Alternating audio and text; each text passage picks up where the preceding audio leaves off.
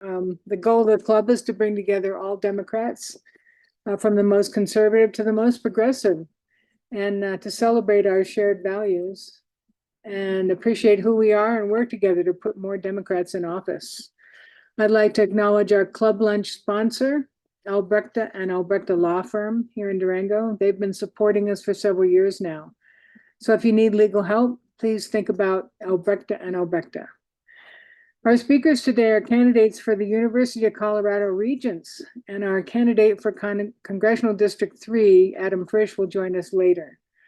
I'll introduce the candidates after these announcements. So our procedure is everyone's asked to stay muted except for the speakers, myself, and Ann Markwood, who will be helping me with questions. If you want to submit a question different from the ones that get asked during the talk, please use the chat feature on Zoom. So please do not just unmute yourself and speak. We'll get to your question. And make sure you're sending your questions to everyone in the chat window. If you're having trouble with internet connectivity, you may want to disable your video. Audio only works better on slower connections. This Zoom meeting is being recorded and will be available within a day or so for viewing on our YouTube channel. All you do is put La Plata Democrats in the YouTube search bar and you should find us. You can choose speaker mode, which is in the upper right-hand corner, those dots, and it'll bring up a bigger picture of the speaker. I'd like to encourage everyone to donate to the La Plata County Dems in this important election year. It keeps our office rented and we can accumulate funds ahead of need. Monthly donations are particularly appreciated, and you can set those up on ActBlue. They make it easy for you to give to the party with relatively little pain. This is our third club luncheon for 2024. We're working to bring some great programs for you.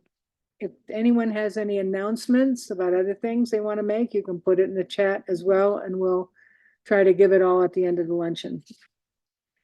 So some of the candidates you'll be voting for at caucus and assembly this Saturday. The caucus will gavel in at 11 a.m. at the fairgrounds.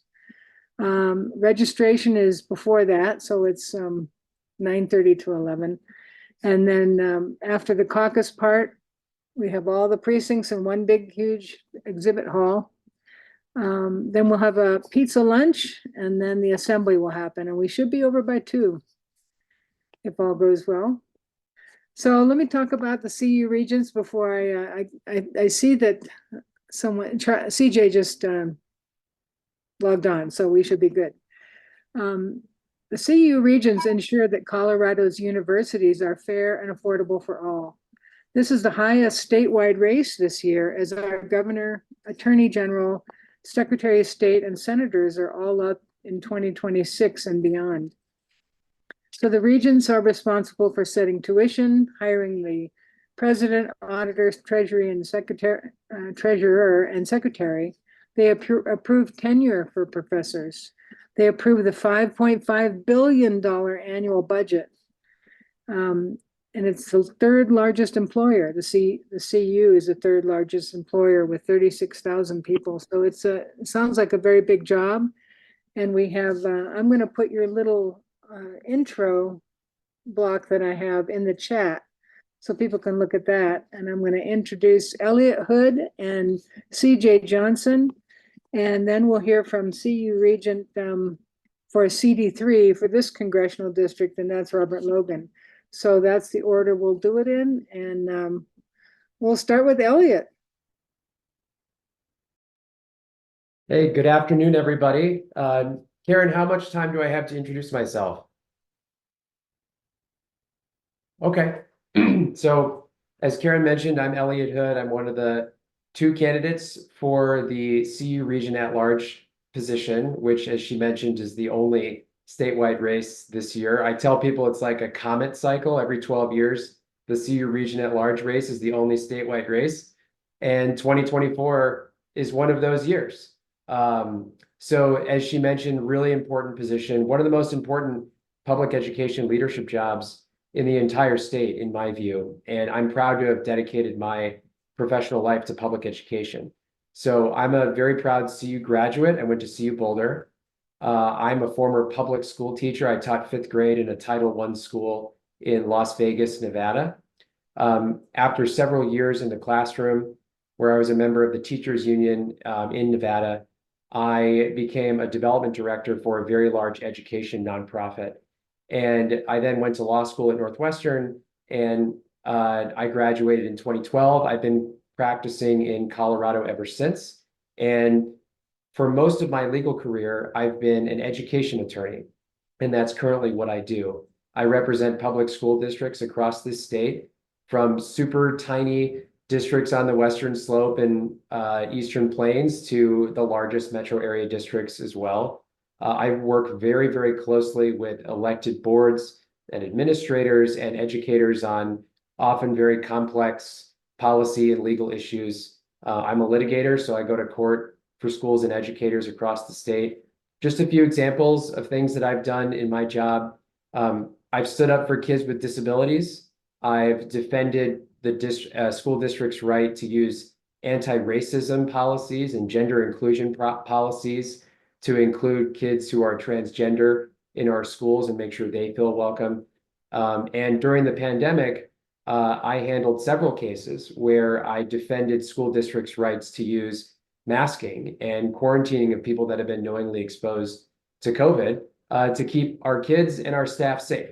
And I always say that it's really sad that we needed an attorney to step in and actually do those things, but I was proud to have done that to help keep our schools safe during the pandemic. In addition to my legal practice, I also have served on and helped lead several nonprofit and public boards. So I'm very familiar with the enterprise of board governance between my job as an attorney as well as individual roles that I've had in leadership on boards. I understand this job very well. I understand how things get done on a board, and I can hit the ground running to fight for our shared values and my priorities, which are, number one, we have got to do something about the cost of attending CU. Tuition is too high. Going to college has become kind of a luxury item for a lot of people, both low income and middle income families. And it is my goal to make sure that every qualified scholar across this state, no matter where they come from, how much money their parents have, can attend CU if that's what they want to do, that they can get a great education when they're there, and can graduate with a degree without being shackled with debt for the rest of their working lives. Two, we currently allow concealed carry at CU, which means that if you have a valid concealed carry permit, you can bring a gun to class. Well, I'm firmly opposed to this. I know that we have a lot of strong opinions about guns in this country and in this state, but I think we can all agree that there are certain places that guns simply do not belong. Classrooms and college campuses are one of them. I mean, the state of Florida doesn't even allow people to conceal carry on college campuses, and we're doing worse than Florida on that mark. So let's do better than Florida. Let's ban concealed carry at CU. And third, we need to do more about climate change. Our university is one of the most forward-thinking, large research university, very sustainable university, but we have not committed as a university system to become carbon neutral and to pledge to actually stop emitting both directly and indirectly carbon into the atmosphere. We need to do that, and we need to do that now if we're going to make a strong commitment, take meaningful steps toward actually addressing the climate crisis. I'm so proud to have the support of over 100 elected Democrats across the state, including every single elected Democrat in the state legislature from the Western Slope and mountain communities of Colorado, including your own Barbara McLaughlin. And I'm very proud to announce that as of this week, I'm being supported by Leslie Smith, who is the incumbent at-large CU Regent, as well as Callie Redison, who is the chair of the Board of Regents as well. I'm thrilled to have their support, and I would love to earn your support as well in La Plata County at caucus this weekend and in the primary election for this race. Thank you.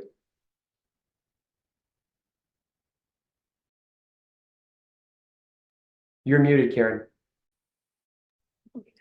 Thank you, Elliot. We'll move on to CJ. We have not tested your audio, so say hello and we'll. Hello, can you all hear me? Yes. Awesome, awesome. Well, Karen and all, thank you so much for the opportunity to share with you all why I'm in this race.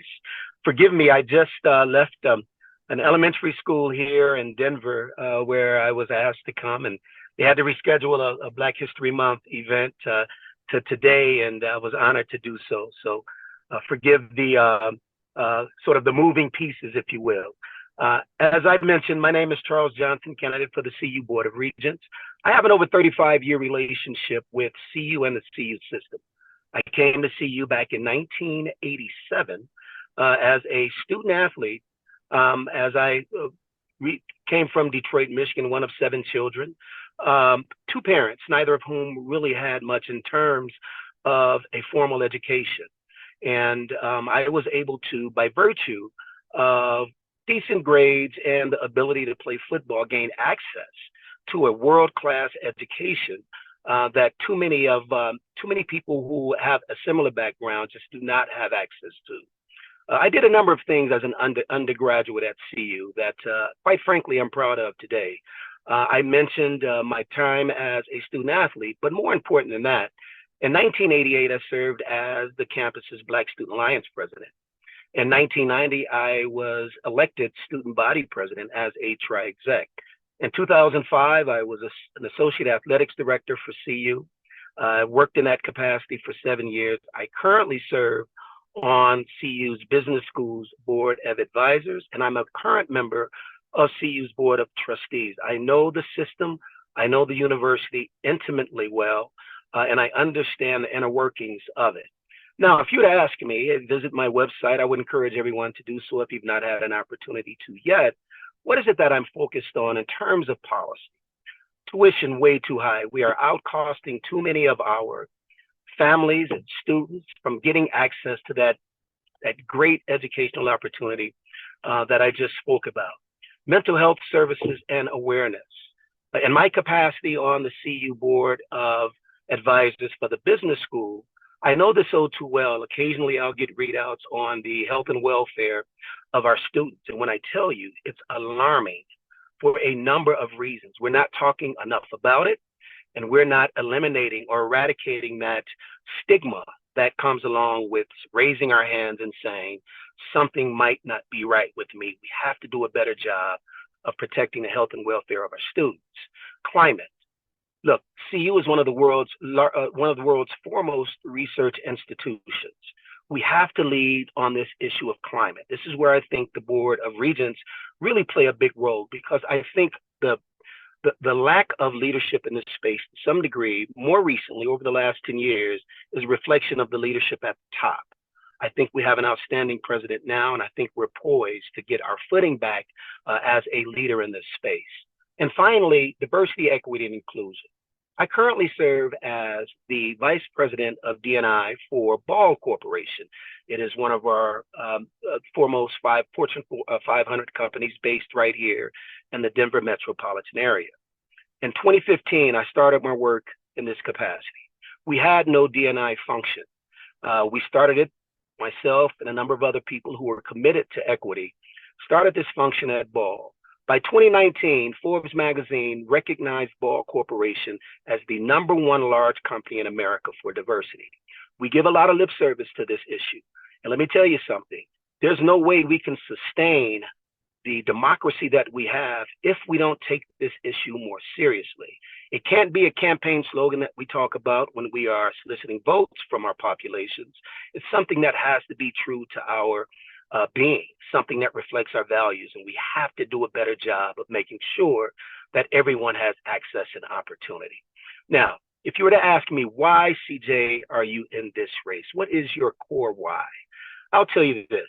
As I mentioned, neither one of my parents had much of a formal education. They migrated north from the segregated South in the late 40s, early 50s.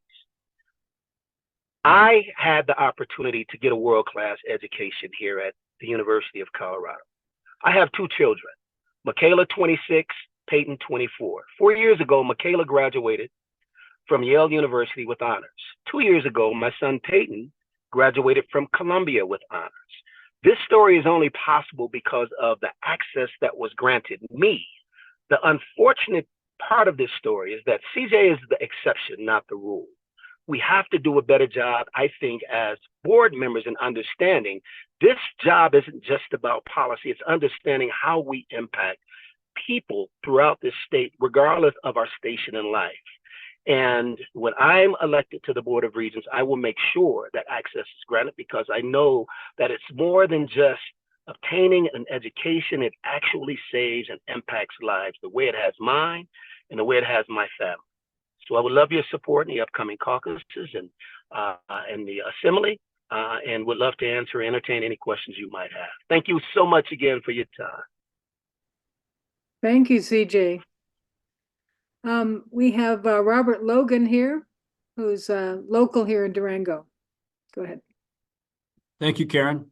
CJ, thank you. Elliot, thank you as well. I hope to see, well, I can't see both of you, but I hope to see at least one of you in near future sitting on the board. Many of the things they already said are things that are, passionate about me as well. I've been an educator at Durango High School for the last 27 years. I'm currently sitting in a classroom, subbing for a teacher who just had a baby. Students and their success are really my motivator. I've been an instructional coach for the last 8 years as well, working with teachers, helping them become better teachers.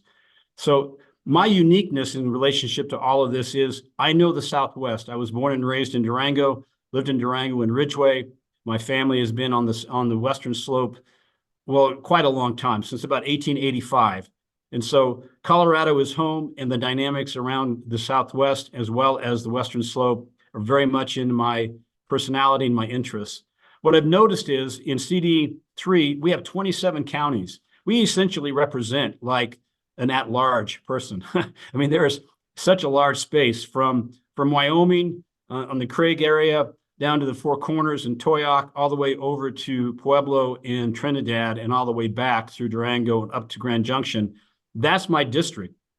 And so thinking in terms of how that relates, I'm looking at where do our students, our young people, whether they're just coming out of high school or whether they're coming back to college after having a career for a period of time or working in the service industry for a period of time, where do they see CU as a good opportunity that they could choose CU as an option rather than that's just out of touch for me? And Elliot and CJ have already touched on one of the elements of that, and that's the cost.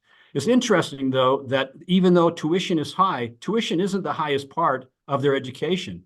The tuition is between $9,000 and $11,000, but their room and board is between $13,000 and $19,000, and their books are around $18,000 or $1,800.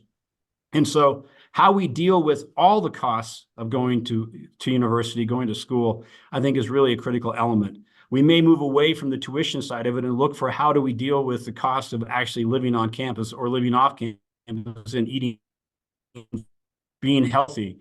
Those are things that are really important to our students. That's sort of my interaction with it. I think, again, everything that Elliot and CJ have said are things that we have to be concerned about. We're the adults in the room. We're the ones that ought to be making those decisions and thinking in terms of how do we help each student, whether they're from Little Ridgeway, Colorado, or whether they're from Denver, Colorado, that they see CU as an opportunity for them to come back to their communities if they choose to support their communities, to contribute economically, socially, politically in the communities that they grew up in, that they're able to find a place back in a place like Durango. We know so many students from Durango that can't afford to live for, once they leave Durango, they can't afford to come back because of the opportunities they don't have. And so those are the motivations that I think make my position unique. Elliot and CJ would represent the entire state. I'm really looking at mostly rural Colorado and the Western Slope. And I continue to see and hear the conversations revolve around mostly the Front Range. And I think that's what makes me unique in terms of I'm bringing that perspective to the table in a way that maybe everyone else can't quite see the same thing. I could just about repeat everything the two of them said in terms of what I think are important. But I think as a regent, education is really my focus. I mean, that's really what I've done for 27 years. And how do we provide the opportunities in education for our students to be successful, to see a hope and to see a future? And in that respect, it's kind of along the lines of what Lyndon Baines Johnson put together in Great Society. You have to give them a vision of what they could be in a world for which they don't see yet. And I think when we look at those opportunities locally and regionally, we find more ways that CU can participate. And so that's sort of my spiel. It's definitely not my overall piece for everyone else. I think all of you, for the most part, would know what a CU region is. But really, when I'm speaking with people on the in the street, when I say I'm running for CU Regent, the first thing is the blank stare. It's like, what in the world is a CU Regent? And so I always tell them that I have one what and two whys. What is a CU Regent? Where did it come from? Basically, it was our historical piece of it. 1876, we were established through the legislature. Why should they care? And Karen, you went through all of those pieces of the why.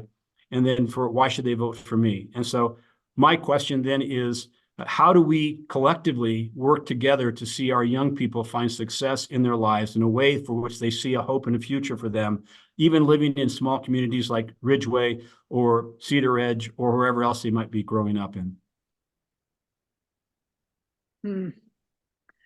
That's excellent. So we want to have a little Q&A for all three of you. So I think the three of you can unmute and jump in. Whoever wants to do the first answer to the first question is, what do you think of President Biden's student debt relief measures, and how do those impact CU?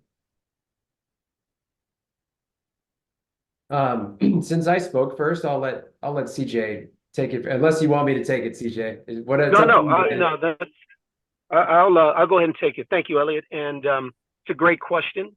And it's relevant to, I think, a broader challenge we have wherever we sit in leadership around what actually goes from idea to policy, and how do we make that a reality. Our president right now is facing an uphill battle for re-election, in part because of how disaffected many of our young students are because of the opposition to this particular piece of legislation. And I will say it's unfortunate. It's sad. He's absolutely right on the position that he's taken and the fight that he's putting up to make sure that students aren't saddled with this debt that makes it prohibitive for them to get an education. But again, it is part and parcel to a larger challenge that we're having. Our students, too many of our young Americans, are disaffected, disenfranchised from the body politic. None of this will matter ultimately. We see legislation after legislation go down because of either legislative opposition by the opposition party or by rulings coming out of our court systems. Now, if you were to poll on this matter, it is a slam dunk for Democrats. Why isn't it then becoming the law of the land or the rule by which we live? This is the challenge that I think we're facing.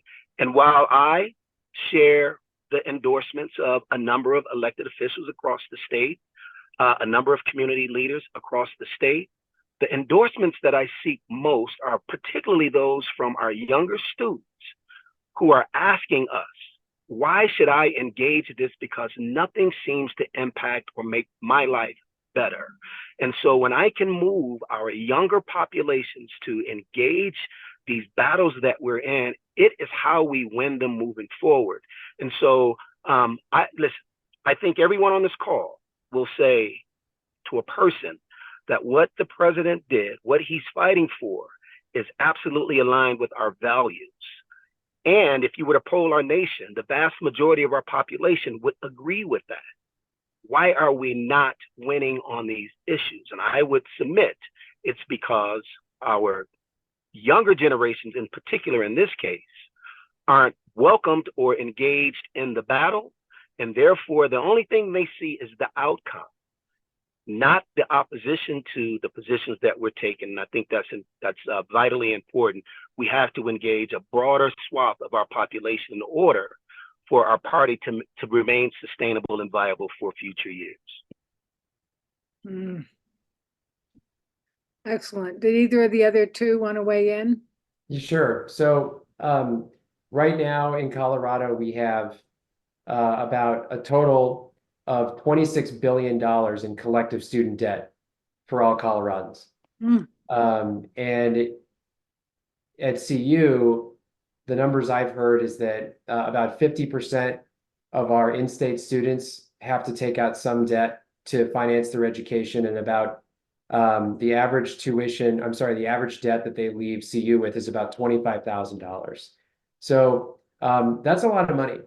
And $26 billion is a lot of money. And the president's efforts to alleviate that debt burden on our young people is, in my view, one of the most important civil rights efforts that we are embarking on as a country right now.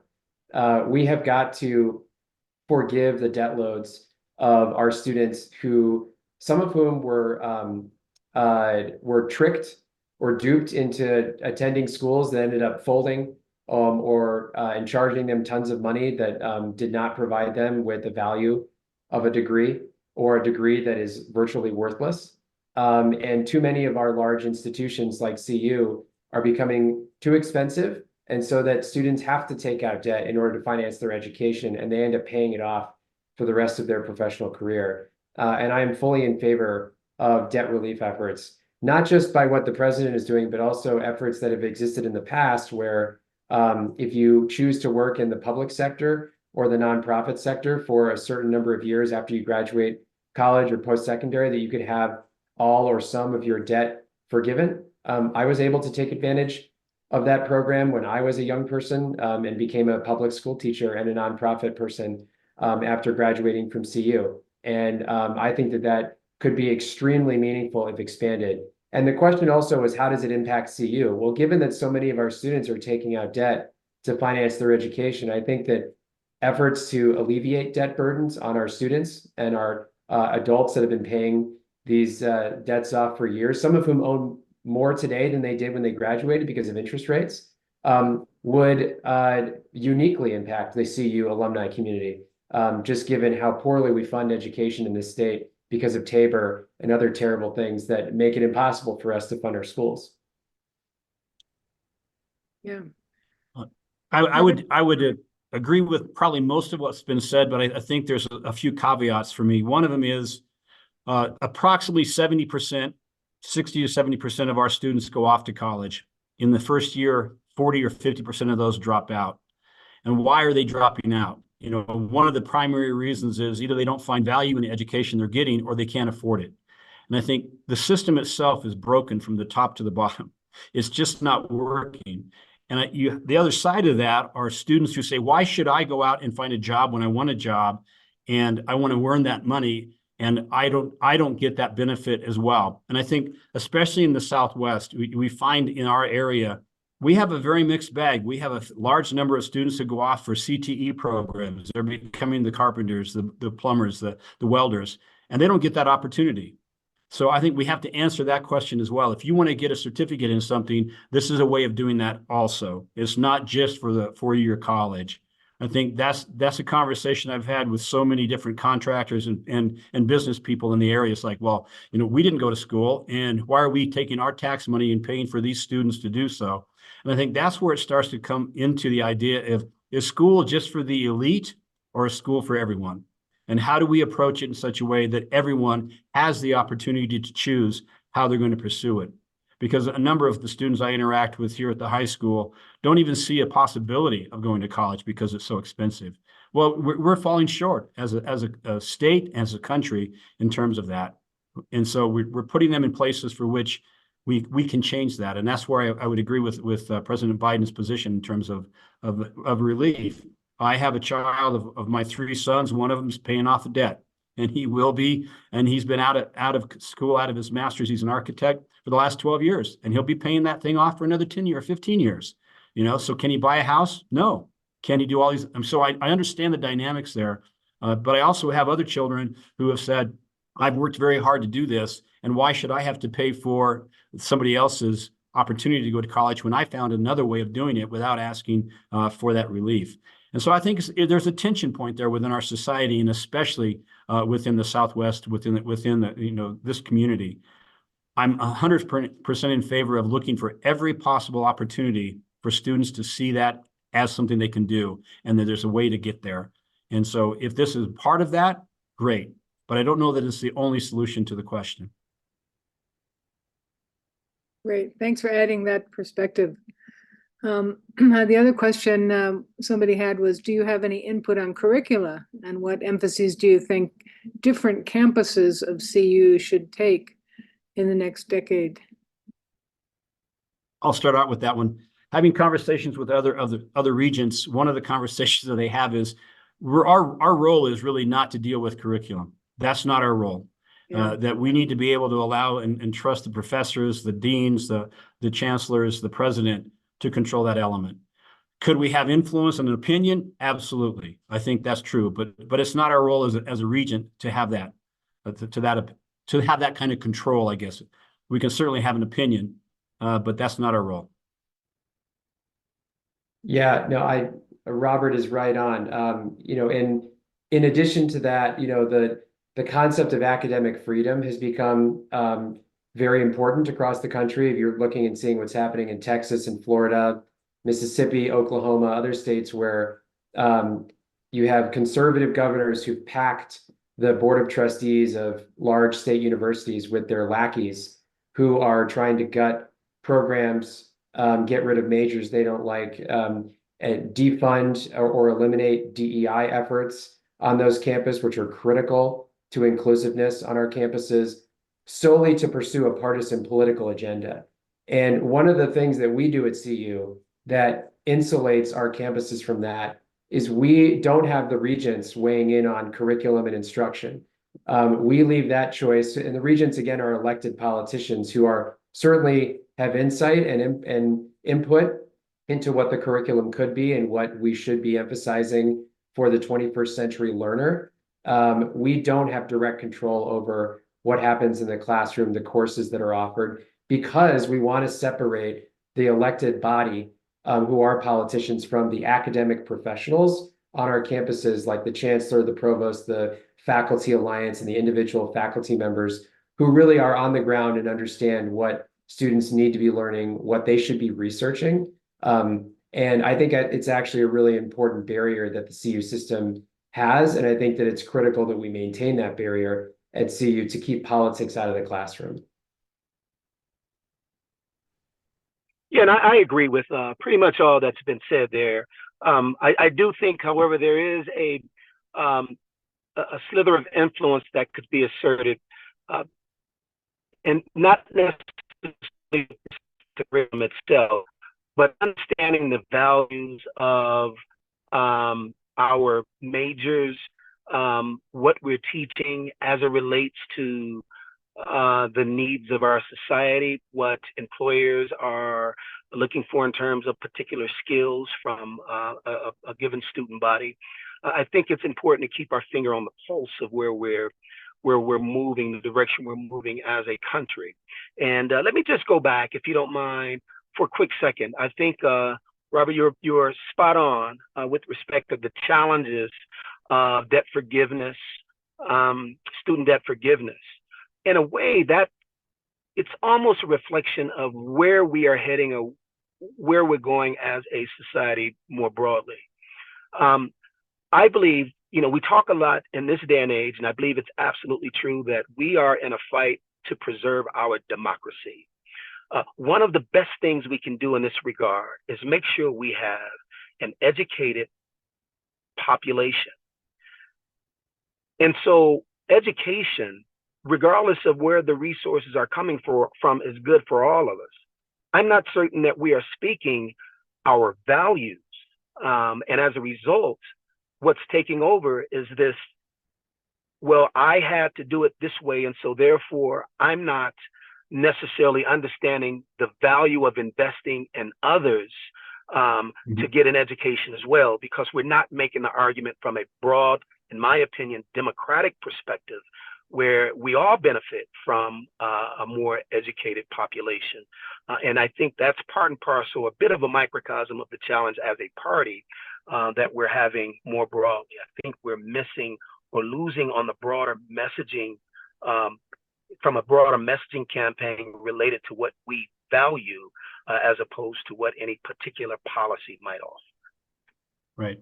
CJ, one of the things I teach in class is, and you may or may not like him, but Thomas Jefferson said our democracy doesn't work unless it has an educated populace, period. You know, the more we have an educated populace, the better our democracy will function. Doesn't mean it's perfect, but it's the best of all the bad choices we have. and so how that works out is really critical. And what I work in my classroom with is I want you to be a thoughtful, engaged citizen in our community, in our country. And if you do that, even if you don't agree with me, I'm okay. I just want you to be thoughtful. Well said. That is very well said. And you don't have to go out and get a 4-year degree, but education is available online now. A lot of people are just, as long as they're paying attention to the issues of the day, it's. CU offers almost every class online. That's right. Wow. Yeah, that's incredible. Well, I want to thank the three of you and invite you to stay. And we have one more person to hear from that we didn't have on the agenda. It's Ellen Angeles, who is running for the Colorado State Board of Education Board, I guess, Board of Education. Go ahead, Ellen. Hi there. Thanks for letting me jump in here. And everything these three guys said is spot on. So that makes me excited. I have three new best friends. So thanks, Elliot, CJ, and Robert. I came to Colorado 20 years ago to Leadville to teach at the college for just the summer. And I've been here 20 years now. And I went from sales and banking into education. I've never regretted a minute of it. And a few years ago, I thought about running for the state board, and I just didn't think it was something I could do. So when all of a sudden the things fell in place, I've just decided I'm going to jump in with both feet. And one of the things that I'm thinking about with you guys, speaking about students, is that's why I want to do it, is because I was an ESL teacher most of the 20 years I've been teaching, and I've taught adult ESL, GED, and I ended up being in 5th grade when our superintendent at the time got rid of half of our ESL teachers because there's no diversity in Montrose. So I kind of think that we need to go back to thinking about kids being in trades, being in college, and being in the workforce. And that's what I feel like my job will be, is to go around all the way from, Pueblo, Alamosa to Durango, all the way up to Steamboat in Grand Junction and Montrose, and to see what we can do better for our students. Because education, I have the most pride when I grew up in Toledo, Ohio. So my dad taught over the border in Michigan, and the teachers were striking one year, and this was probably in the 70s, and he brought them donuts. And one of the school board members said, "Jim, you can't bring the teachers donuts." And he said, "I have to. They're my friends, and they take care of the kids, and the kids are really why we're here." And so I think that was a valuable lesson for me, to make sure that education is always focused on the kids. So I'm running an election, and I'll need your help, and I will appreciate input across the region, so that when I go try to set policy and try to get funds for our schools, that I'm able to help these students and send them out to the workforce, or send them out to college or trades. Just before I came here, I ran into a kid at the bank, and he said, "Do you remember me, Mrs. Angeles?" And I said, "No, I don't." And he was not Hispanic, so I know he was just one of the kids that was in one of the classes I supported. And he talked to me about how he didn't do well in school and he wishes he had a do-over. And I said, "If this isn't permanent, what you're doing now isn't permanent. Everybody has to be able to change." And that's what I've noticed too, is a lot of students, when I see them out in the community, I'll ask them what they're doing, and they'll say, "I've dropped out of college." And I'll say, "No, you haven't. You've taken a break." And they're like, "Can you do that?" And I'm like, "Absolutely. People take breaks for all kinds of reasons." And so I hope that I can help the three of you, and I hope I can help our community, and vice versa, because I totally agree with CJ. You have to help others. Anyone who says I've done it myself, they're lying to themselves. We all need the support and help of others. And I really think that's the crux of a lot of it. Is I look at a lot of my English language learners. I have 2 that have full rides in college out in California right now.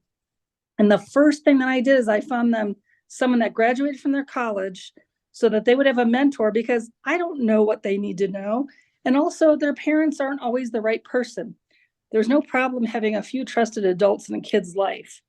And so as I'm going around, I'm going to be asking you what you notice to help our schools and our families and the kids. So I appreciate you letting me jump into the meeting, and I look forward to meeting all of you. So thank you so much. Thank you, Ellen. I'll read out. I have 30 students coming into my room in about 3 minutes. So thank you all. Take care, and we'll keep in touch. That sounds All like right, a party, Robert. Robert. Thank It you. is a party, no doubt. So Elliot wrote, the State Board of Education is super important, and he practices before the board as an attorney and knows how important it is to have members who reflect our values. And we need to flip this seat to blue in CD3. So I'm not familiar with your name, Ellen. I think you just started. So at the caucus, are you going to be? Just brand new. And thank you for saying that, because I do think the State School Board of Education is one of the most important unknown job. And I think people think you're appointed, but you really do have to run. And I kind of just joined the race in a couple last weeks. So because ironically, I left teaching in May after about 20 years. And I thought, I don't know if I'm going to retire or if I'm going to do something different. And it's just like 2 or 3 things have come into my life that have been perfect. And then when I was approached at this, I was like, wow, if I was working, I could not do this. And I wish that other people, because like my husband kind of said, you know, this is for people that are retired or, you know, doctors' wives or people who have lots of money. And I said, but education for everyone. And so when I leave, I'm hoping to bring in a Hispanic woman to replace me from the Western Slope. So I haven't even started the job yet, but I'm thinking ahead of how we can get more people involved. Just kind of like what you guys were talking about, the apathy of young students. They can't be apathetic. And I like to talk about that conversation with kids. And I recently saw one student and they said, you know, wouldn't it be better for this country if Biden and Trump stepped aside and brought in two new candidates, because all the laws they're going to make are going to affect us and they won't be around anymore. And I was like, well, I wish you were 35 so you could run for president. But so I think if we have these conversations with kids, they'll come up with ideas of their own. And we do need to get them involved in being passionate about the things that are important to them. But we also have to have those conversations with them. We have to make them feel valued and important. The Durango Rec Center was inspiration for Montrose. I lived in Durango for a few years. I subbed at all the schools. I loved Pete, the principal at Needham. He was just an awesome person. And it's funny because I never wanted to be in education because my dad was a principal. My mom was a teacher, you know, run the other way. But when we got the rec center up here, we failed by a small margin the first time. And I said, we should register the kids that are away at college and the high school kids and the Hispanic kids. And a very educated person in the room said, well, the Mexicans can't vote. And I was mortified because I thought, yes, they can. Most of them were given citizenship during Reagan, or they live here, or every other child was born in America. So there are a lot of Hispanic voters that we need to get. And there's a lot of young voters we need to get. And so hopefully that's something I'll help do as I go around from town to town this year. Thank you, Ellen. And my other question was, are you on the ballot at our caucus, or does Durango, Plata County for you? Yes. So I have been told that I had a video that was made, since I can't be at all the caucuses at once. So I have a video and a flyer that is going to caucuses around the county. So thank you for asking that. Great. Well, thanks for joining us. That's great. Ellen, can you make sure you get that to us right away? We're beginning to really push that out to all of the caucus attendees. Absolutely. I'll text you. I'll get to you in chat. Yeah, and you can send me an email. My email is just ellenangelis@gmail.com, or send me, and I'm very excited. So thank you so much. All right. Look forward to seeing that. Thank you. Thank you. And now somebody has entered the Zoom. It is our Congressional District 3 U.S. House of Representatives candidate, Adam Frisch, who is a common sense local businessman. I wrote it in the chat from his website, but I'm going to let him tell us what's been going on. How you doing, Adam? Hello. Excited to be rolling into town in a couple of days. We are on one of our 27 county tours. I'm in Pueblo right now. We had about hours I got Felix back, which has been great. He's on spring break, and so we're cruising around with him. We did everything from Lake City, Creed, Pagosa Springs, through Chama to Antonito, Pueblo. We were in San Luis. I mean, we're all over the place again. It's just like the old days, winning in the dirt. We appreciate that we're going to expect to have Putin level victory, and Assembly being the only one on the ballot, but we're still want to just prove to everyone with sincerity, we're winning by driving around and making those kind of connections. So that part of it's been good. We've had everything from 80 or 90 people at a brewery in Grand Junction to probably had 50 people in Pagosa Springs, which was helpful. And even in Lake City, we had a dozen people, which for those that, Lake City is about 25% of the population. And so the team's been great in setting things up, and we're excited to be back in La Plata to have that conversation. A couple of things. Unlike last time, full support from the D trip. They're very excited. As you might know, we're on this red to blue list, which has opened up a huge opportunities for us to make phone calls to different people around the country to generate the support that we need. That's been great. We're continually, I just left a Republican business luncheon that gets together in Pueblo every Tuesday and having good conversations with them. I guess there's a couple things out there. What does the race look like without the current congressperson part of that conversation? So first of all, yes, it would have been fun to defeat her on election night. But 3 cheers for all of us. It's probably been 25 or 30 years since a sitting congressperson tucked their tail between the leg and hightailed out of town because they couldn't hack it. We know for a fact that a poll was done in mid-December. She was going to win the primary against those that were running, probably Mr. Hurd. But the writing was on the wall at some level for her to actually make this drastic choice. So we should all be proud of that conversation.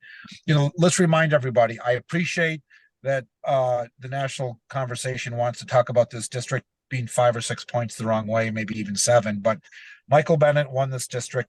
Oh, no, he lost the district by only 1 point. So Michael Bennett only lost the district by 1 point. Important data point. Polis won it by over 2 points. An important data point. And I'm sure everyone is aware that there's a very important ballot initiative regarding reproductive healthcare freedom that we're championing. Wherever we go, we talk about how important it is to sign those petitions. As I remind everyone, only sign it once. If you sign the petition more than twice, your name will be crossed out entire system and you'll be null and void. So just let people know that it's not a vote early, vote often thing. It's sign early and sign once, and that's it. But we think that's a really good story. We always need more money, but we're certainly going to have more money than whoever we run against in the general election. And our name recognition remains very strong about everything. And so we really like where we are. As far as who we're running against, there's 8 or 9 Republicans running. We'll know in about a month how many are actually going to be on the ballot. We're pretty sure the corporate lawyer, Jeff Hurd, will be on there. Why has Bill Owens as an advisor who is working on Team Douglas County to take all the water of the San Luis Valley. I'm not exactly sure, but that's kind of how that is running. We could be running against, we assume Ron Hanks is going to be on the ballot as well, who remains very proud of his work on the U.S. Capitol 6th. And if you want to go on YouTube, you can see his 2022 launch ad about shooting up a Dominion voting machine that was an old Xerox copy machine that he kind of relabeled.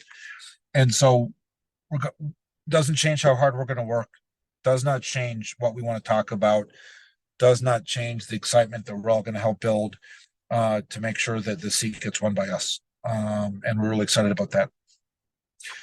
Karen, Ann, not sure anything else, but again, thank you all for who's on the call. And I'm still learning the whole assembly caucus process. I'm probably never going to understand it, but I am here to support everyone's hard work, and cheers on to Elliot for the work that he's done. I'm not sure if there's any other candidates on there as well. But we're excited and we will continue to work, 25 days a month for 2 years, been on the road, and we're going to continue to work very hard. Thank you, Adam. I'd like to tell everybody they can unmute and thank all our candidates, because this has been an incredible opportunity to meet you, CJ and Elliot, and Robert, who had to leave, and Adam Frisch. We're with you guys all the way. Unfortunately, 2 of you were with you until Saturday. I guess that will decide it. I want everybody to see the stuff I put in the chat. The signature gatherer, you can still help us gather signatures for Initiative 89, which is to put abortion access on the ballot so we can vote for it and put it in the Constitution. So if you haven't heard about that, you can find out more about it. And then this Thursday, Adam will be here in Durango at Esoterra Cider Works just for an hour at noon, so you can meet and greet. And then Saturday is the big caucus and assembly, and we want you to register. I didn't put that link. Oh, lapatadems.org has a link where you register before you show up on Saturday. It makes check-in so much faster. So you do all that, please, before you show up. And then there's a fundraiser for Initiative 89 on March 14th, which is a week from Thursday. Our volunteers are working like crazy. And for our Senate district, I would say we're in good stead for finishing up. La Plata is doing the heavy lifting. But the other rural areas need to get signatures by paying paid circulators. So we're holding a fundraiser for that. If you know anybody I hate to say it, but if you know anybody with really deep pockets, it costs a lot to pay circulators, and they can pay online and donate, or they can RSVP for the event. And then the last thing I put in was March 27th, the Poli-Sci Club at Fort Lewis is holding a Better Conversations workshop. So I'm going to try and go to that and see how they are going to organize it to get people to have more civil political discourse. Because I know, I realized after I started this that I'm drinking my tea out of my Magateers cup, which is awful. I mean, I apologize for that, if anyone was offended, but the learning to talk better with people who are on the other side of things is the way forward, however we go forward. So does anyone have any questions for Adam? We didn't give him a Q&A opportunity. I don't see anything in the chat. If we don't have anything, I hope you guys show up on Saturday. There is one question that just came in. Okay. Lawrence Jasinski asked if Adam can speak to the Israel-Palestine conflict. I'm sorry, the question was about the Mideast. What's going on in the Mideast right now? Yes, the conflict between Israel and Palestine, the war. Yeah, I would call it, as a dad and a husband and as a human being, humanitarian, disaster, without a doubt. I'm a big believer there's a way to be pro-Israel, pro-Palestine, and anti-Hamas, and it's really important for us to focus on that. I would say that there's 5 aspects, and I just happen to write these down because we've been getting asked a little bit more and more about it. Oops, sorry about that. One is we need to figure out and not forget that there are American hostages as well as Israeli hostages over there, and we need to figure out how to set them free. We need to figure out how to disarm and remove Hamas as a security threat. We need to just flood the Palestinians facing a huge humanitarian challenge with aid and try to figure out how to make sure that that happens. We need to figure out, and unfortunately, Hamas just turned down a joint Israel-US. I'm not sure the UN was involved in the latest pause that was planned to try to figure out how to do some trading of some hostages, create more of a humanitarian pipeline again. but it was disappointing to see Hamas just turn that down, I think, in the past 36 hours. I think for us, we have to make sure that Iran and all of its proxies, the Hutus that are bombing the United States and our allies, Hezbollah in Lebanon, and elsewhere. And then eventually we have to figure out how to advance some type of two-state solution, working with all of the Arab countries to try to figure out a way to make sure that there can be a lot more diplomacy and a lot less bullets flying. And so that's kind of where what I'm thinking about and have been thinking about a lot. I can get into more. I know it's on the minds of a lot of people, and it's heartbreaking, politics aside and Canada aside, to see the death and destruction that Hamas has caused, and seeing a lot of vulnerable Palestinians being used as horrible pawns. And I assume this will be a conversation when, yeah, fully appreciate this could be a longer conversation when we get together in person as well. Yeah, and it's a difficult one to weigh in. So I really appreciate your detailed answer. That's a lot, and definitely want to come down on the humanitarian relief of this. So thank you for researching it, having an answer, because as we go forward, it'll be a bigger deal. So it's 2:00, and some people are putting thank you in the chat, and I want to thank you, CJ and Elliot and Adam and Ellen. Ellen, we will hear from you via video at the caucus, and I guess a couple of you others too via video. And Adam, you're going to be video at the caucus? Yeah, we're submitting a video. We're going to be in person in Mesa County submitting videos, and if anyone is doing taking Zooms where someone could come in live and the timing works out, happy to get on that. And so some of the counties just want a video and nothing else, which I fully respect. If there is the ability to kind of chime in a live Zoom and the timing works out, happy to do so. If that's something that La Plata is doing, let us know, and we'd love to put it on the calendar. We have a handful of people we're trying to pop into. We fully appreciate we're not the only one, obviously.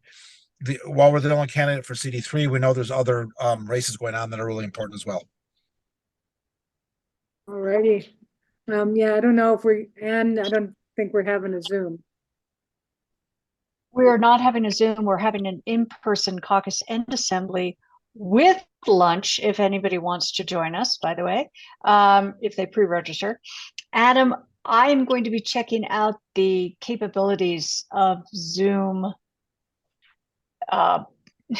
visitors, shall we say, on Thursday. I'll get back to you if I think it's possible. I also don't want just to waste your time and ours with the technological fumble. So I'll get back to you and your team. Thank you very much.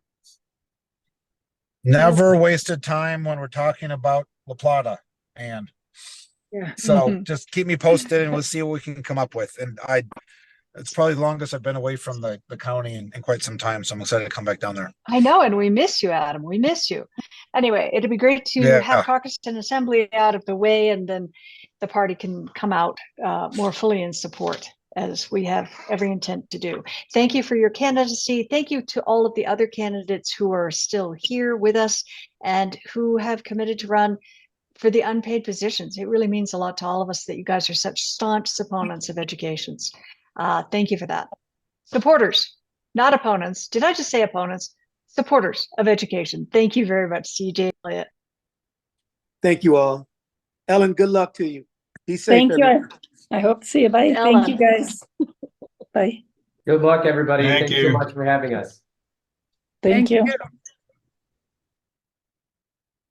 And Adam, thank you so much for taking time in your busy schedule. We know that you're halfway between a half a dozen different counties right now. So thanks for pulling over and having a chat with us. And we will see you on Thursday at noon in downtown Durango at Esoterra.